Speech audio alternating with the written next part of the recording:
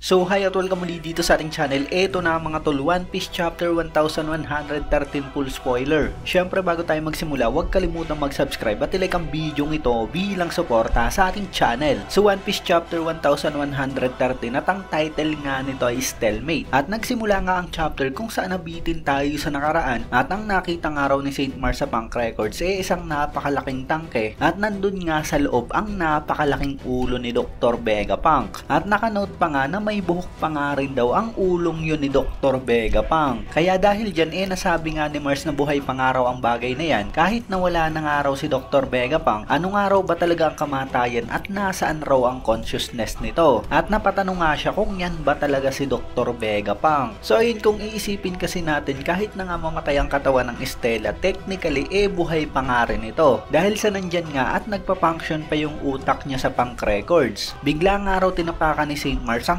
Haishin Denden Mushi. Pero yun pala napeke nga siya at isa lang pala itong normal na Denden Mushi. At dahil nga dyan syempre talagang nagpanik na ang Gorosei dahil sa hindi niya nga alam kung saan tinago ni Dr. Vegapunk ang totoong Denden Mushi. At syempre matatandaan nga natin base sa last chapter na 1 minuto na nga lang yung natitira bago magsimula ang broadcast. At basically talagang napakalaking iskandalo nito para sa world government. At siguradong yan nga ang pagmumula ng ikababagsak nila. So ipapakita nga raw ang mga tao sa iba't ibang bahagi ng mundo na naghihintay para sa mensahe ni Dr. Vegapunk. Sa Syrup Village makikita nga raw natin si Kaya, si Mary, si Ninjin, si Piman at si Tamanigi. Pinag-uusapan nga nila si Dr. Vegapunk at yung impact nito sa medical world. Sa Twin Cape Lighthouse naman pinapakita nga si Crocus na nakikinig sa mensahe ni Dr. Vegapunk at kasama nga raw nito si Labun. At sa Baltimore naman yung matandang lalaking na mention ni Frankie isa na nga raw barko ngayon. At makikita pa nga raw natin ang reaksyon ng iba't ibang lugar tulad ng Toreno Kingdom at Hachinosu. Mga random pirates nga lang daw ang ipinakita sa Beehive at hindi ang mga crew ni Blackbird. At mula nga dyan talagang naubos na ang oras at nagsimula ng magsalita si Dr. Vegapunk. Habang si Mars naman nakipag-communicate sa iba pang mga Gorosei. Sinabi niyang wala raw siyang idea sa kung anong sasabihin ni Dr. Vegapunk pero maaaring gusto nga raw nitong maghigante sa nangyari kay Professor Clover at O'Hara. Sukat naman sa grupo nila Bonnie at dumating na nga raw dyan finally si Sanji. At mula nga dyan agad nga raw nitong sinipa si Sujuro sa mukha pero nagtransform sa Bakutsu ang Gorosei at kinagat nga nito si Sanji. Si Oimo at Kashi naman agad niyang pinigilan ng Gorosei sa magkabila habang si Bonnie naman nagtransform sa kanyang giant future form at tinapakan nga nito si Sujuro. So ayun, napalaban na nga talaga ang grupo nila Bonnie dito kay Saint Venus. Maring liyamado pa nga rin dito ang Gorosei pero at least dumating nga rin si Oimo at Kashi. Nandyan pa nga rin si Sanji at mukhang talagang natuto nga si Bonnie kung paano mag-transform dahil kay Luffy. So hindi ko alam kung yung giant form ba ni Luffy ang ginaya niya o yung mismong mga giant. Pero regardless talagang mas malakas nga si Bonnie ngayon dahil dyan. Balik naman sa mensahe ni Dr. Vegapunk at sinabi niyang nag-commit daw siya ng 2 matinding kasalanan. Pero hindi niya nga raw sinabi kung ano ba yon. Pero dahil nga raw dun talagang huhulihin siya o papatay na siya. At dahil nga dun sinet up niya nga raw ang broadcast na magsimula pag tumigil yung heartbeat niya. At mula nga dyan kat na sa reaksyon ng iba't ibang tao sa mundo dahil sa pagkamatay ni Dr. Vegapunk. So bali ayun, ito na nga talaga yung confirmation na talagang patay na nga si Dr. Vegapunk. Dahil sa nag-start na nga yung mensahe niya at sinabi niya mismo na ang trigger nun yung pagtigil ng heartbeat niya. Makikita nga raw natin si Caesar at Judge sa Germa Kingdom at talagang umiiyak nga raw si Caesar Clown dahil sa talagang nagsusumikap nga siyang higitan si Dr. Vegapunk. Malapit naman sa Sabaody makikita nga raw natin si Dubal sa basement niya at nalilito nga raw ito kung bakit patay na agad si Dr. Vegapunk dahil nung umaga nga raw ibinalitang hostage ito ng Straw Hat. Sa headquarters naman ni Morgan ipinapakitang talagang galit nga raw ito at sinabi niya nga na dahil sa mga ganyang klaseng broadcast maaaring masira yung newspaper business. So ayun, mas inisip pa nga talaga nitong si Morgan yung business niya kaysa sa pagkamatay ni Dr. Vegapunk at sa mensahe nito. Patuloy nga raw ang mensahe ni Dr. Vegapunk at sinabi niya nga na kung sino man daw ang makapatay sa kanya hindi niya nga raw sisisihin ito bilang evil dahil sa hindi niya nga raw nilay-label ang sino man kung good o evil dahil sa hindi pa niya nga raw kilala ito. At yun, kung iisipin din natin hindi rin talaga matatawag na evil ni Dr. Vegapunk si Kizaru dahil sa sumusunod nga lang din ito sa utos sa kanya ng world government. At isa pa talagang matalik na kaibigan nga ito ni Dr. Vegapunk. Sukat naman sa grupo nila Nami kung saan talagang dumating na nga raw dyan si Saturn. Narinig nga raw ni Robin ang boses na yun ni Saturn at dahil dyan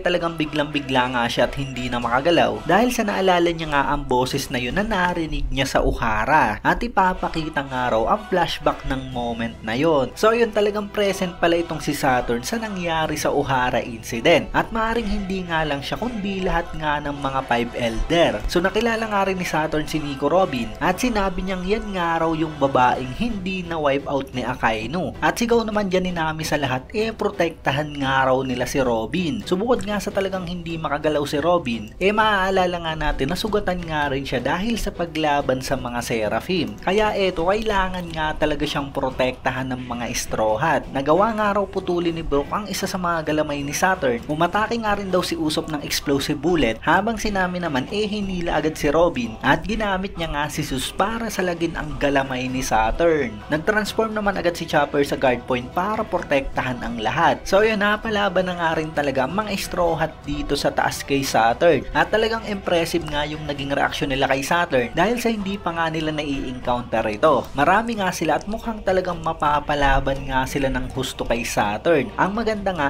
papunta dyan sa area si Jinbei at Zoro kaya talagang meron ngang magliligtas sa kanila kung sakali man. Sukat naman muli kay Mars kung saan nagtatanong nga ito sa ibang mga Gorosei kung ano ba ang gagawin nila. Ano ba raw ang mangyayari kung sakaling wasakin niya na lamang ang power plant. Sabi naman ni Saturn wag nga raw gawin ito dahil sa maaring maubos nga raw nila ang mga battleship at ang mga sundalo sa area. So parang concern ngayon si Saturn sa mga battleship at mga sundalo nila. Sabi naman ni Topman ibig sabihin nga raw nun wala nang makakagawa pa ng Mother Flame. So ibig sabihin hindi pala talaga patuloy na magagamit ni Im-sama ang Mother Flame unless na lang kung talagang hindi nga nila wasakin ng Egghead Island at patuloy nga itong i-produce ni York. So nagtapos nga raw ang chapter sa napakatinding mensahe ni Dr. Vegapunk habang ipinapakita nga raw ang Egghead Island mula sa malayo. Sinabi ni Dr. Vegapunk na maaaring sobrang araw ang sasabihin niyang ito, baka maraming araw ang tumawa sa kanya pero karapatan nga raw na malaman nito ng lahat at magsimula nga raw sila sa conclusion na ang mundo nga raw na ito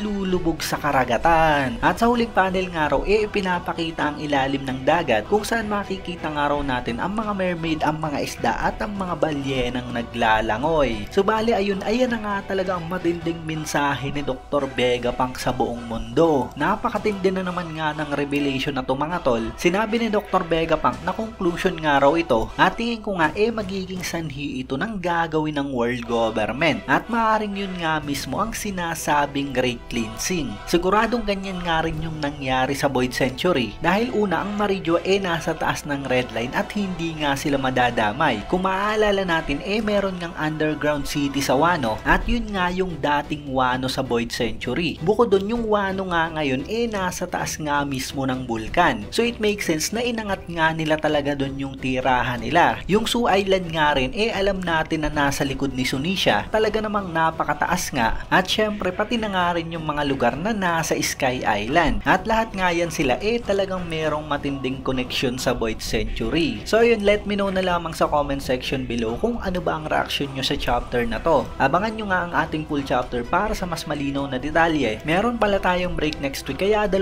linggo yung hihintay natin para sa kasunod na chapter. At yun, syempre kung nagustuhan mo nga ang video to, wag mo sana kalimutan mag-iwan ng like dahil napakalaking tulong na yan para sa ating channel. Maraming salamat sa inyong panonood at mag-iingat kayo palagi. Bagang!